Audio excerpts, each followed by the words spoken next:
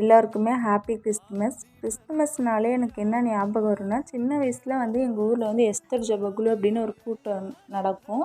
அதாவது பெண்கள் மட்டும் கலந்து கொள்ளும் ஜெபக்குழு அப்படின்ட்டு. அதை வந்து ஒரு காலேஜ் ப்ரொஃபஸர் மேம் தான் அதை வந்து எடுத்து நடத்துகிறாங்க. அங்கே போனோம்னா ஸ்டோரி, ரைம் இந்த மாதிரிலாம் சொல்லி கொடுப்பாங்க. நான் அப்போ வந்து ஒரு 8th 9th படிச்சுட்டு இருந்தேன்.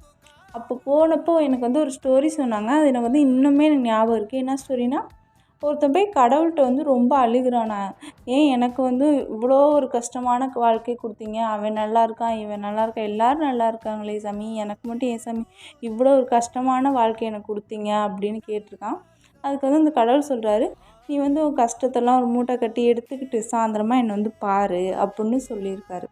சரி, இவனும் நம்ம கஷ்டத்தெல்லாம் போட்டுட்டு வந்துடலாம் அப்படின்ட்டு எல்லா கஷ்டத்தையும் மூட்டை கட்டுறான். மூட்டை கட்டி எடுத்துகிட்டு போய் சாமியை பார்க்குறான். அந்த சாமி என்ன சொன்னிச்சுன்னா, அந்த ரூமில் போ, நிறைய மூட்டை இருக்குது, அதில் வந்து உன் மூட்டையும் போட்டுட்டு உனக்கு எந்த மூட்டை வேணுமோ எடுத்துக்கிட்டு போ அப்படிங்கிற மாதிரி இந்த சாமி சொல்லியிருக்கு.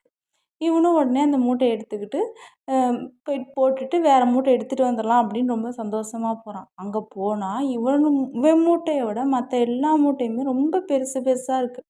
அப்போ வந்து உடனே இந்த சாமிகிட்ட சொல்கிறான், சாமி சாமி எனக்கு வேறு மூட்டைலாம் வேணாம், எனக்கு என் மூட்டையே போதும்ப்பா, அது எல்லாமே பெருசாக இருக்குது அப்படின்ட்டு